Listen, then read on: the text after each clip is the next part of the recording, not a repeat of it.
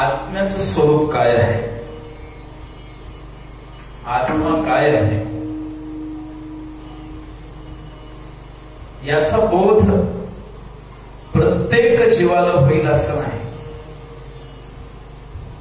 जो पंचेंद्रिय जीव आहे, ज्याच्याकडे मन आहे, त्यालाच आत्म्याबद्दलचं ज्ञान होतं. काही एकेंद्रिय जीव आहेत, काही द्विइंद्रिय जीव आहेत, काही त्रिइंद्रिय जीव आहेत, चतुरिंद्रिय जीव आहेत. आणि प्रत्येक प्रकृती निर्मित जी पौद्गलिक स्थिती आहे ती भिन्न भिन्न असू शकते. काही पंचेंद्रिय जीव आहेत पण त्यांच्याकडे चित्त क्षमता नाही, मनशक्ती नाही, तेही आत्म्याला जाणू शकत नाही. आत्म्याचं ज्ञान होण्याकरता पंचेंद्रिय असून त्याच्यासोबत मन असणं, चित्त शक्ती असणं गरजेचं आहे. त्यालाच आत्मा काय आहे हे कळू शकतं. विठ्ठल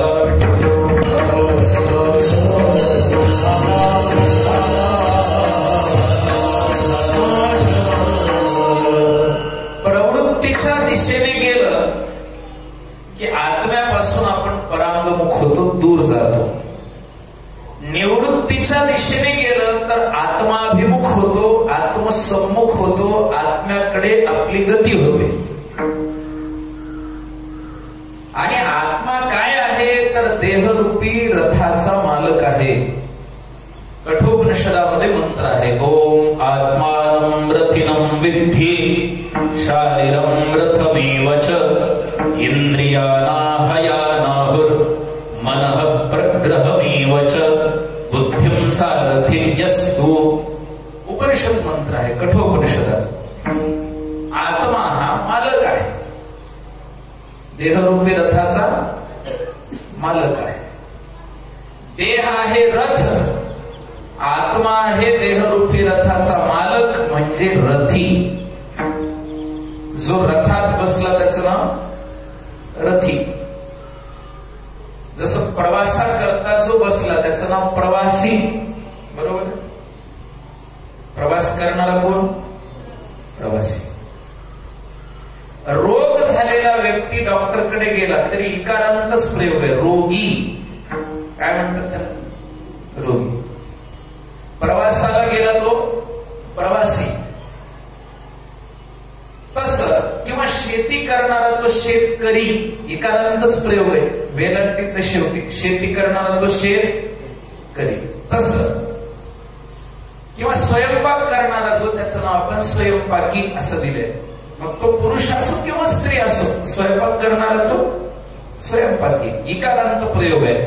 तसं इथं आत्मा रथामध्ये बसला, देहरूपी रथात, म्हणून त्याचं नाव रथी. आत्मानं रथिनं विद्धी, विद्धी म्हणजे जाणा. आणि शारीरं रथमेव च, हा देह जो आहे तो रथ आहे. देह जो आहे तो रथ आहे. रथाची का संज्ञा दिली?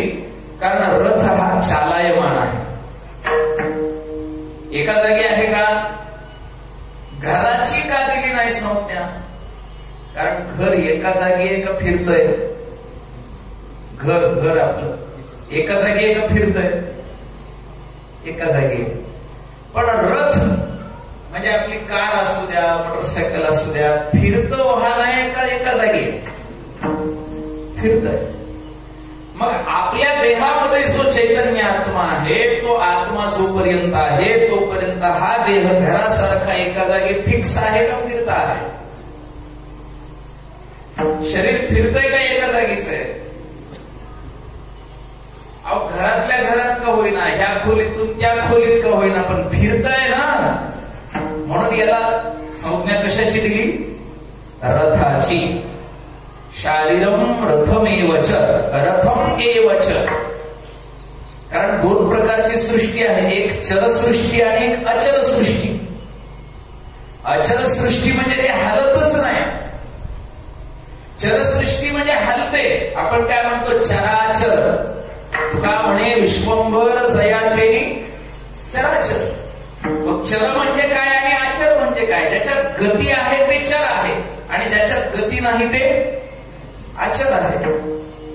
आता चरामध्ये जास्त उन्नत अवस्था आहे चेतनेची अचरापेक्षा. जे हलत नाही त्याच्यापेक्षा हलणाऱ्याची अवस्था उच्च आहे का नाही? दगड हलतो काय कदाच? बोला, गाय हलते की नाही? मग दगडापेक्षा गाय उच्च आहे का नाही? चर आणि अचर. कारण काही ठिकाणी वृद्धीच नाही, दगड आहे त्याची वृद्धी कशी होईल? अपक्षय होईल पण वृद्धी होत नाही. दगड वाढतो का? कमी होतो की नाही? पावसाने भिजून भिजून तुकडा पडतो, झिजतो, कमी होतो. अपक्षय आहे. कमी होण्याचं नाव अपक्षय. काही न करताही आपोआप कमी होत राहतो. वातावरणाने होतो, पाण्याने होतो, पावसाने होतो, वाऱ्याने होतो, एकमेकावर घर्षण झाल्याने होतो. अपक्षय. वाढतो का? ज्याच्यात वृद्धी नाही ते जड अचर आहे. आता चर दोन प्रकारचा आहे, एक चालायमान आणि दुसरा अचल. आता अचल प्रवृत्तीमध्ये वृक्ष आहे, झाड एका जागी लावलं की तिथंच आहे का दुसरीकडे जात?